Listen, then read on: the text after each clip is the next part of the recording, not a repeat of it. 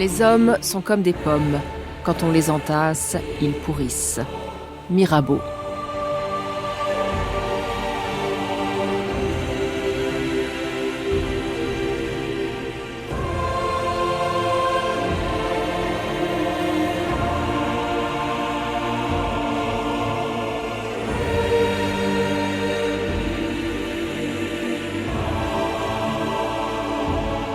« 2000 ans d'histoire ».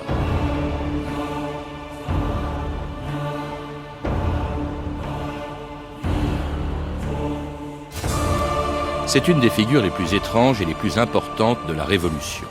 Et à cette époque où la parole a tant compté, un de ses plus grands orateurs. Dans les mois qui ont suivi la prise de la Bastille, quand il n'était pas encore question de République, Mirabeau a occupé une place tellement considérable qu'on se demande ce que serait devenue la Révolution s'il n'était pas mort quelques mois avant la chute de Louis XVI. Lui qui souhaitait la fin de l'absolutisme et des privilèges de la noblesse à laquelle il appartenait pourtant, avait tout fait pour sauver malgré tout la monarchie en essayant en vain de lui faire accepter la Révolution. Il y gagnera beaucoup d'argent et une réputation détestable qui fera de lui, après sa mort, le premier homme à entrer au Panthéon et le premier à en être chassé sous la Terreur. Il fallait oublier celui qui, le 23 juin 1789, avait été le premier à oser défier l'Ancien Régime. Ce jour-là, refusant d'obéir à Louis XVI qui tentait de disperser la toute nouvelle Assemblée nationale, Mirabeau entrait dans l'histoire en lançant au maître des cérémonies du roi une des formules les plus belles et les plus célèbres de la Révolution. Vous avez tous entendu le roi vous donnez l'ordre de vous disperser. Je crois, monsieur, que la nation assemblée n'a d'ordre à recevoir de personne. Allez dire à ceux qui vous envoient que nous sommes ici par la volonté du peuple et nous n'en sortirons que par la force des baïonnettes.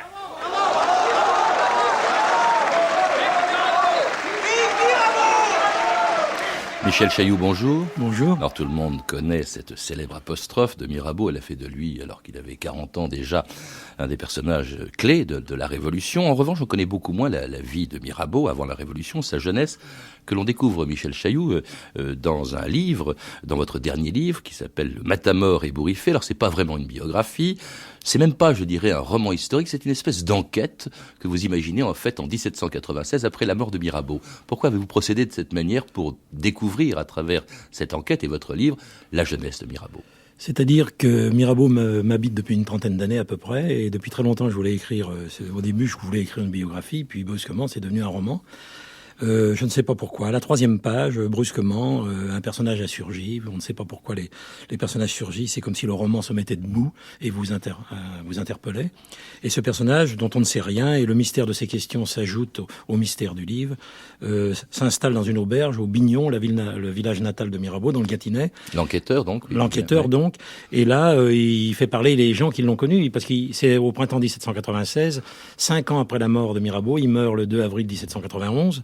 Et là, il interroge tous les gens qui l'ont connu bébé, enfant, etc. Parce qu'il faut savoir que Mirabeau est né le 9 mars 1749. Et ensuite, il a été confié à la nourrice du village, une forgeronne. Et en fait, Mirabeau, il est à la fois le fils du château et le fils de la forge. Et peut-être que l'éloquence dont on parle tant chez lui, c'est le feu de ses paroles. Il a peut-être acquis en regardant manœuvrer l'enclume. Et son visage aussi, Michel Chailloux. Mirabeau, c'est une trogne, j'allais dire, au début. Et dès la naissance, il naît, vous le rappelez, avec déjà 2 dents, avec une tignasse, et tellement laid, un visage tellement difforme que son père écrit à l'oncle de Mirabeau, ton neveu est laid comme Satan. Son père l'a détesté dès le premier jour. Oui, ça c'est un mystère. Mais il faut savoir quand même que dans les biographies, on vous dit il est né le 9 mars 1749, ensuite il a eu la petite vérole à 3 ans, etc. Mais comment était son visage avant la petite vérole? Personne n'en dit rien. Il était peut-être très beau, parce que les Mirabeau avaient la réputation d'être très beaux.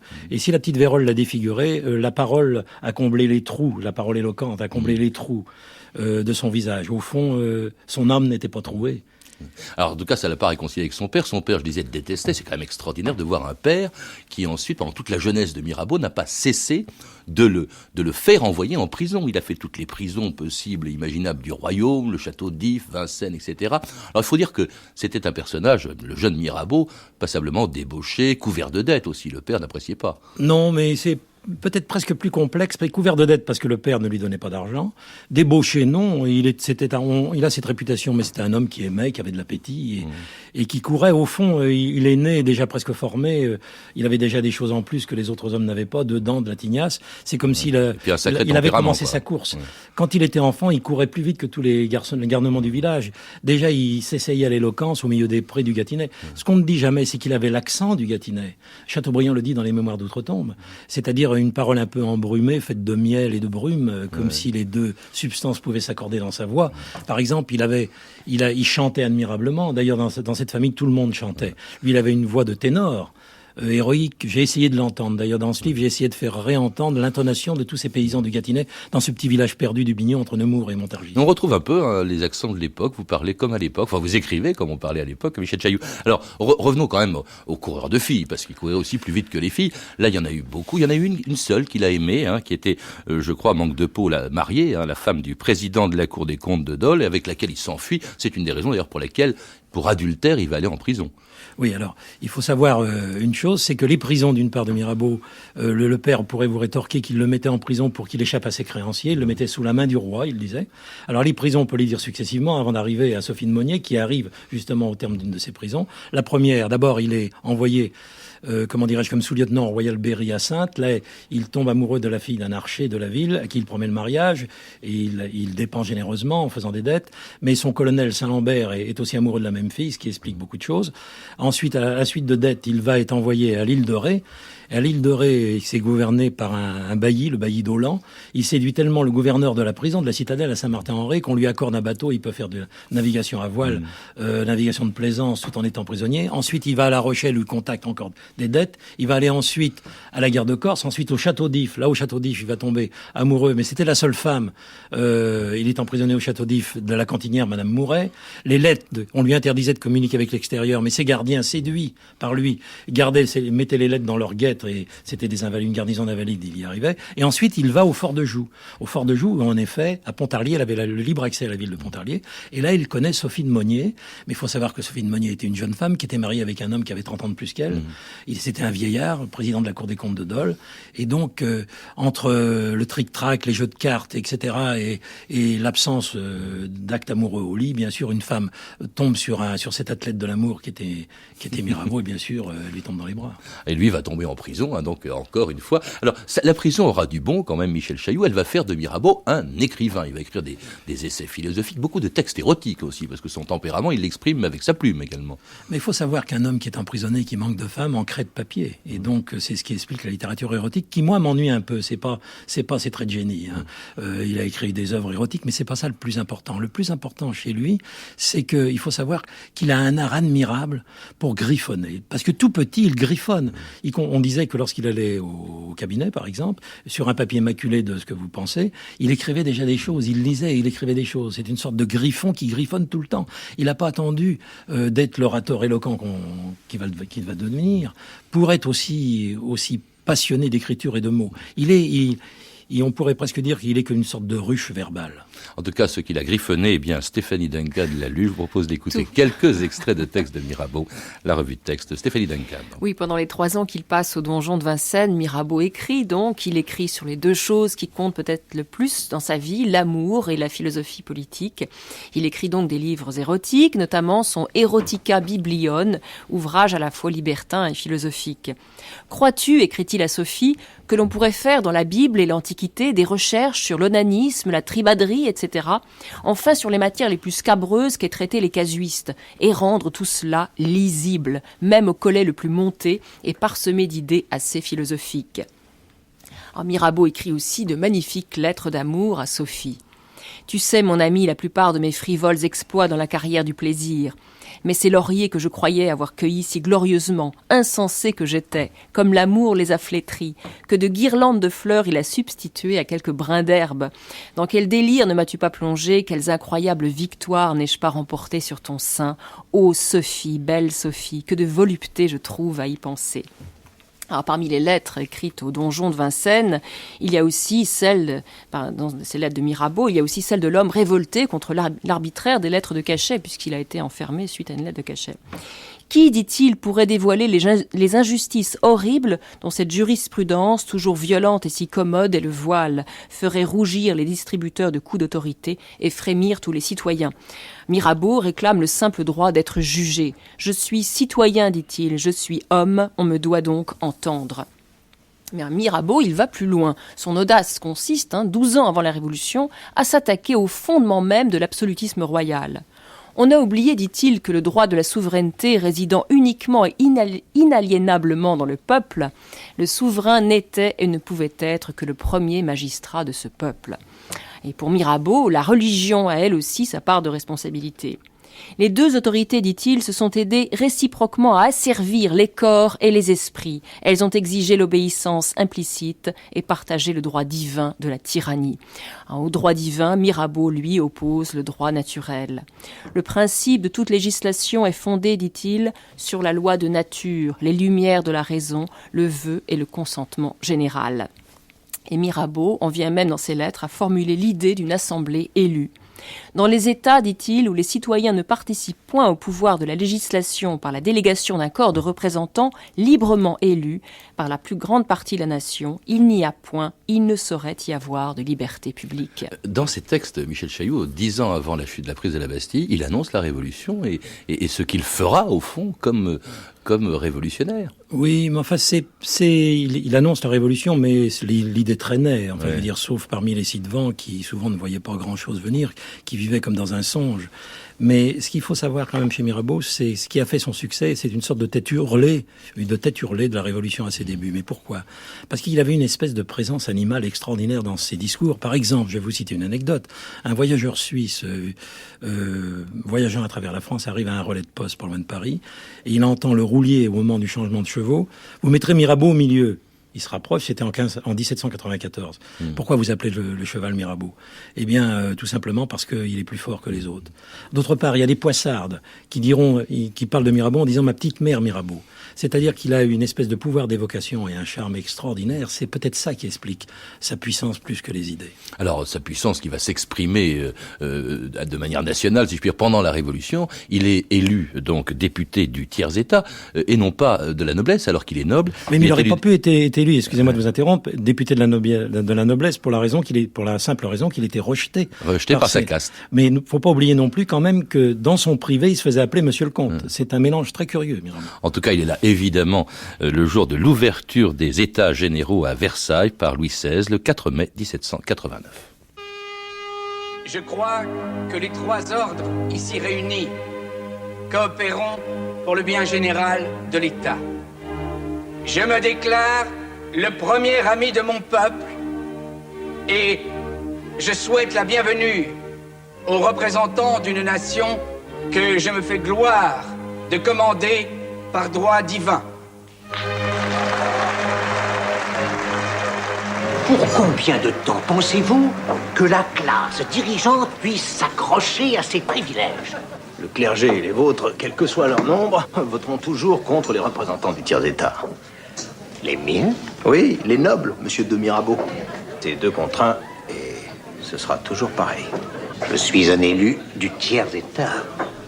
Et membre donc des États généraux de 1789. Il y a une chose quand même extraordinaire, Michel Chailloux. D'abord, ce basculement. Il y a 2 Mirabeau, disait un historien. Il y a celui d'avant et celui d'après 89. Mais au fond, en 1789, en mai 1789, le 4 mai 1789, on le connaît un peu, certes, mais pas beaucoup. Et brusquement, en quelques jours, il va devenir la figure de proue de la Révolution, la voix de la Révolution même, disait Michelet. Comment ça se fait ? Eh bien, écoutez, d'abord, avant la Révolution, il faut savoir que ces écarts amoureux étaient connus de beaucoup de gens et que, en fait, en abordant la Révolution, il n'a changé simplement que d'amante. Et qu'en fait, c'est le même amour qu'il a transporté ailleurs.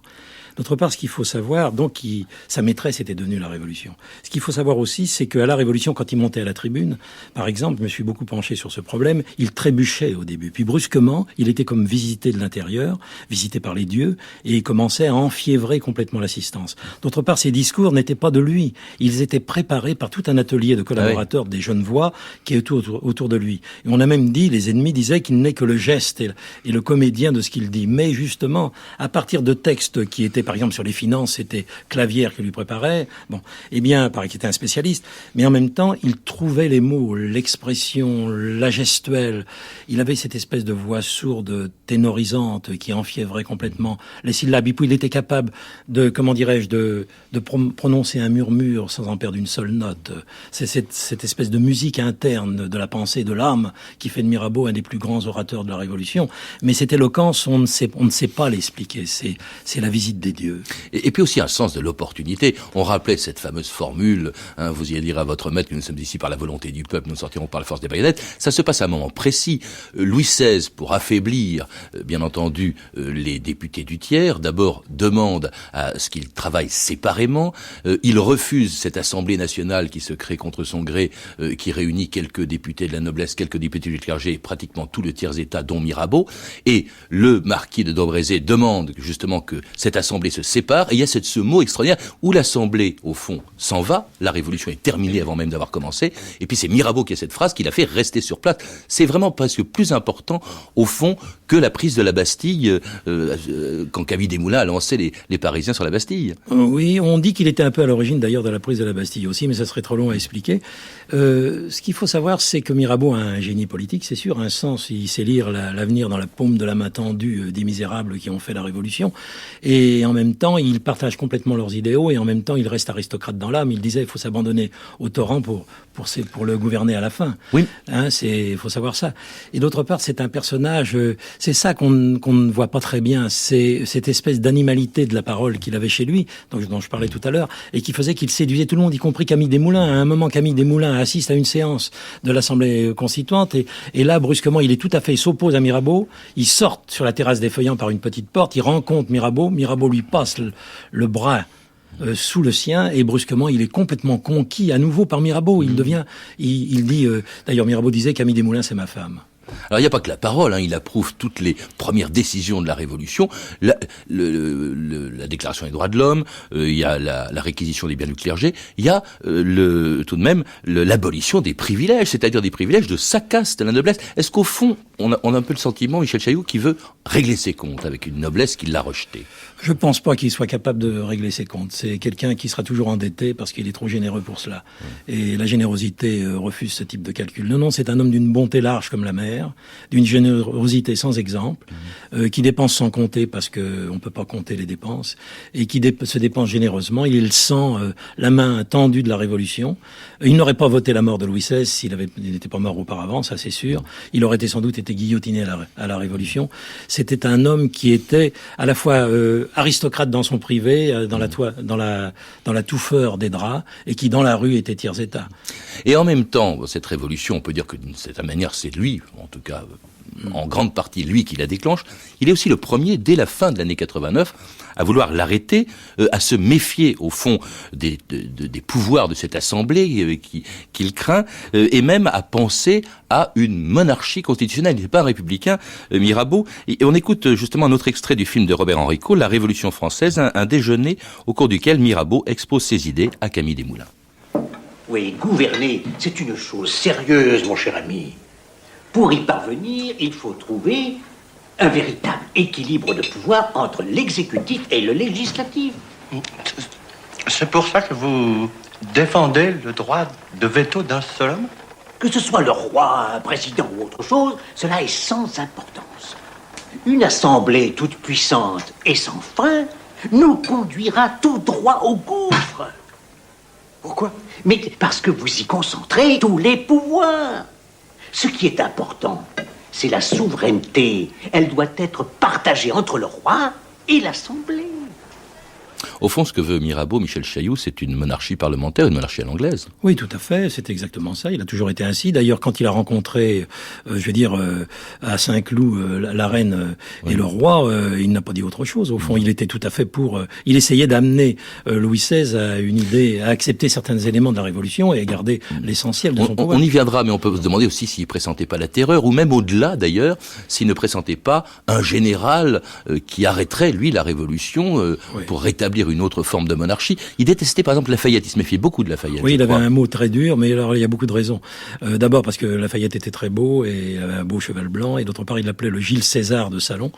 Il n'a jamais aimé Lafayette, il disait que c'était une intelligence médiocre, mais une intelligence médiocre qui s'est trouvée toujours au bon moment, dans les bonnes situations. Mirabeau, c'est autre chose, c'est vrai que c'était d'une envergure sombre et magnifique que n'a pas Lafayette, de mon point de vue. Il n'a pas de cheval blanc, lui, son cheval est noir et haletant, et il court. Depuis sa naissance, il court à travers ses amours, ses sentiments, ses amitiés.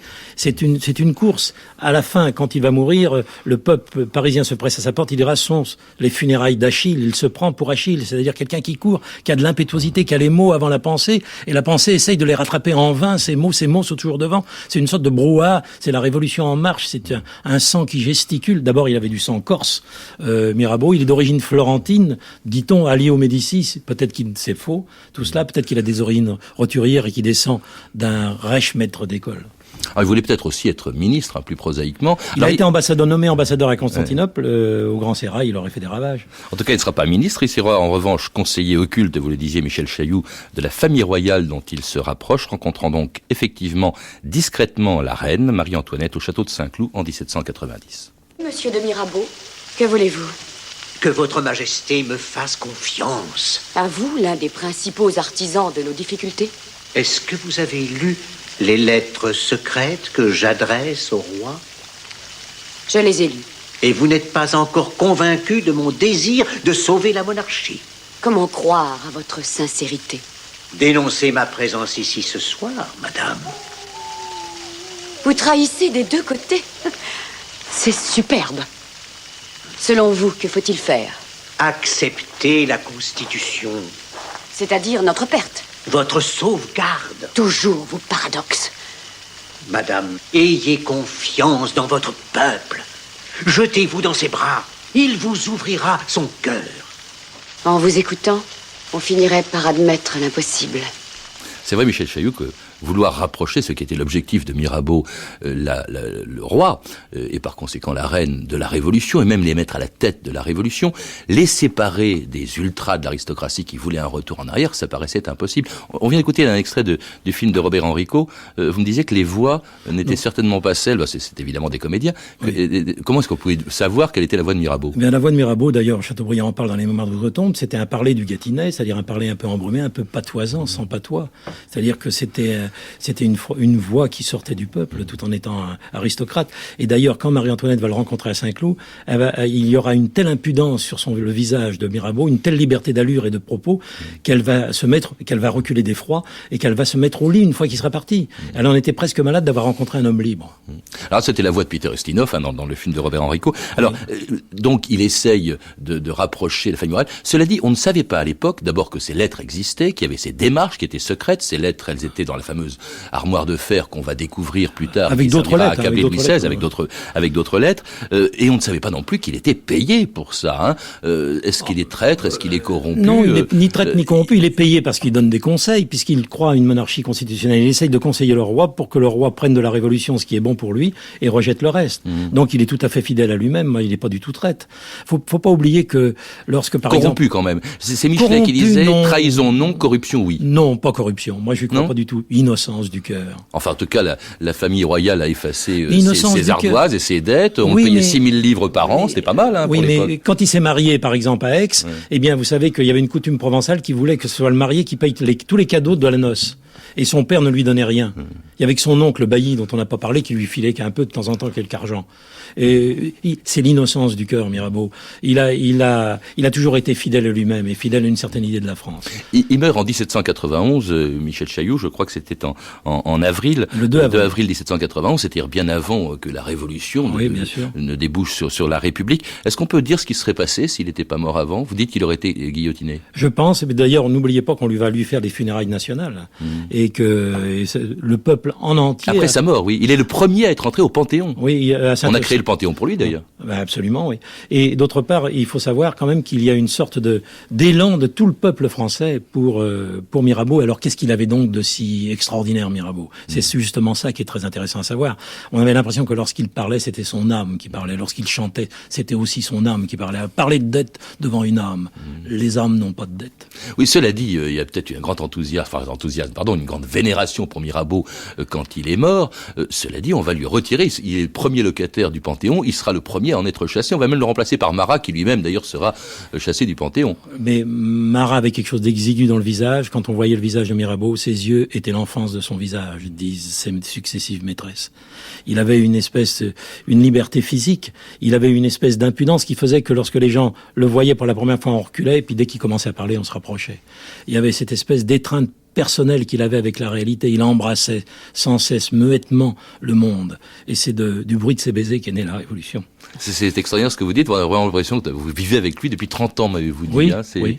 Parce qu'il a une espèce de liberté dans l'âme, une liberté, un laconisme, un enthousiasme. C'est pour ça que je le compare à Achille. Et comment peut-on rattraper Achille? J'ai écrit tout ce roman pour essayer de le rattraper, bien sûr en vain, mais j'ai essayé de profiter de son sillage. Et depuis très longtemps, Mirabeau pour moi c'est mon art poétique. C'est-à-dire quelqu'un qui essaye de transformer la réalité par l'héroïsme de ses sentiments et par une écoute perpétuelle des autres, car on ne dit pas ça. Il écoutait beaucoup. Dans son enfance, il écoutait beaucoup. Il était silencieux quand il était bébé dans la forge. Il regardait le feu qui danse et il a attrapé quelques étincelles de ce feu mêlées au cuir des chevaux et il en a fait son éloquence première, sa parole, qui a enthousiasmé les débuts de la Révolution.